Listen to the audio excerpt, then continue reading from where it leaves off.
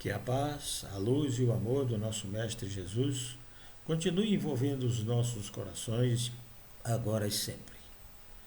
Dando continuidade ao projeto de explanações evangélicas da Seara Bendita, vamos hoje fazer umas reflexões a respeito do capítulo 2, versículo 14, que está no Evangelho de Marcos, que nos diz o seguinte: Quando ia passando, viu a Levi, filho de Alfeu, sentado na coletoria e disse-lhe: Segue-me.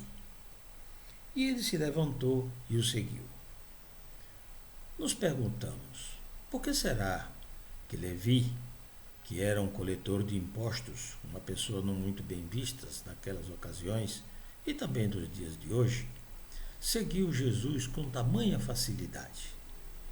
Nós sabemos que na doutrina espírita a palavra-chave chama-se evolução. E Levi, pelo que estamos aqui a entender, Levi já estava num grau de evolução que Jesus conhecia o seu coração e sabia perfeitamente do que ele era capaz de fazer, dos projetos que Jesus já sabia que tinha que desenvolver no tempo que tinha à sua disposição. Muito bem, nós vamos começar esta nossa fala nos valendo desta obra que está aqui. Chama-se Nascer e Renascer, uma psicografia de Francisco Cândido Xavier pelo Espírito de Emmanuel, que nos diz o seguinte na lição intitulada Contemplando o Bem. E nos diz: através de 1000 formas, somos hoje, qual ontem, viajores do tempo em trânsito da sombra para a luz.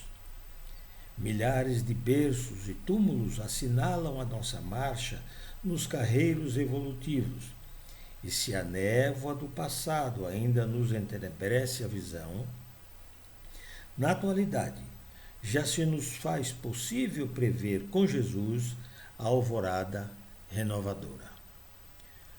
Muito bem, nós sabemos que estamos caminhando em busca da luz há muito tempo. E esta caminhada, ela é longa. E nós não vamos, com isso, nos perder nela. Muito bem. Há um tempo, que nós sabemos muito bem, Deus tem se preocupado com o progresso da humanidade do jeito que a humanidade caminha.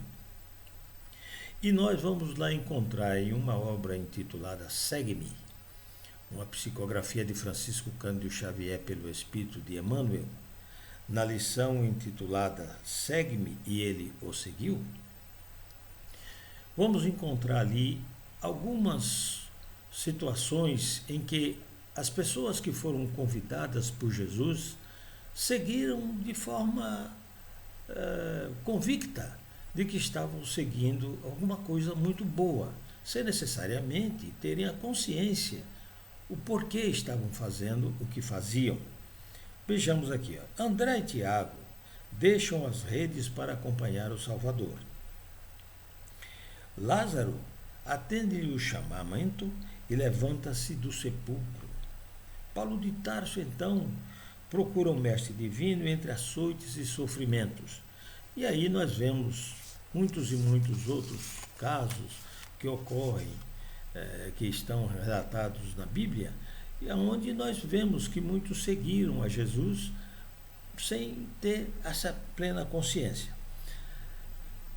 José Carlos de Luca é um escritor da atualidade, e ele, em sua obra intitulada Alguém me tocou, aliás, o título é bastante sugestivo, porque se nos toca de verdade, mormente-se por Jesus, nós somos despertados para fazermos muita coisa que às vezes duvidávamos que éramos capazes de fazer.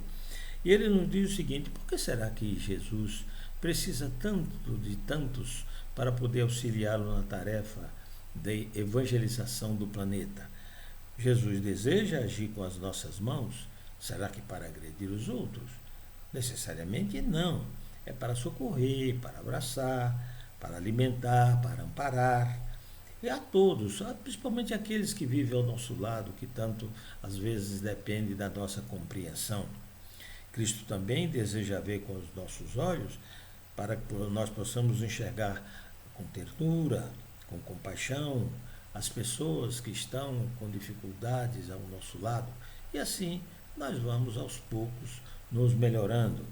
Cristo também deseja se valer do nosso discernimento, para que nós, na nossa razão, possamos lhe auxiliar a fortalecer na terra o reino que Jesus disse que veio construir, como está em andamento. Só que muitos de nós, muitas vezes, quando tomamos esse despertar, como Levi assim fez, nós, às vezes, vamos com muito arrobo, com muito arrojo nesses processos.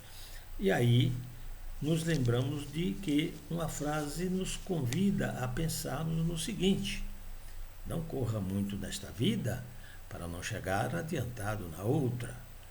Ora, é muito provável que, por enquanto, seja plenamente dispensável a nossa cooperação no paraíso.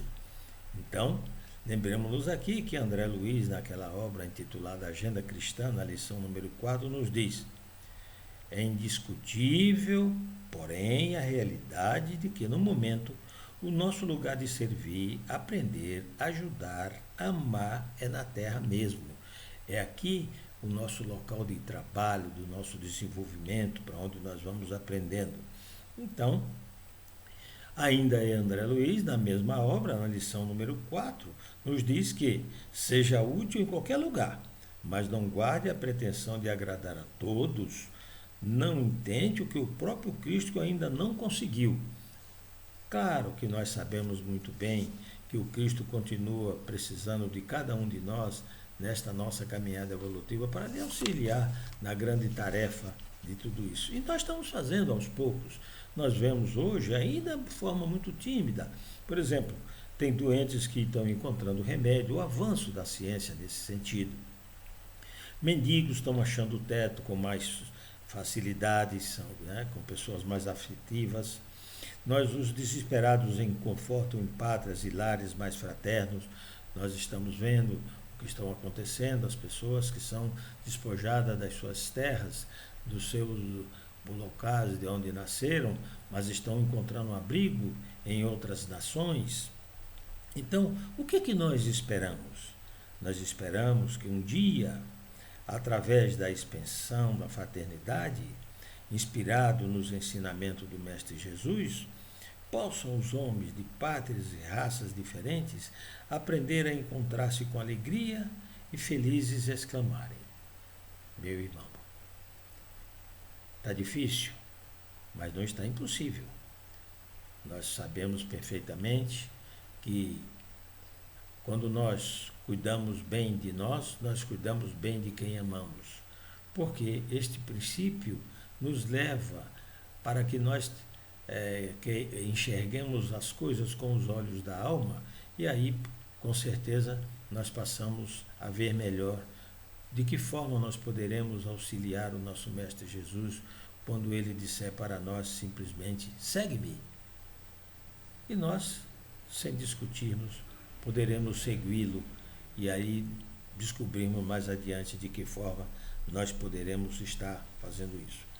Mas nós poderíamos aqui dizer o seguinte: de que forma nós gostaríamos de encerrar esta reflexão que estamos fazendo aqui, ainda nos valendo desta obra Nascer e Renascer, na mesma lição que nós começamos esta nossa reflexão.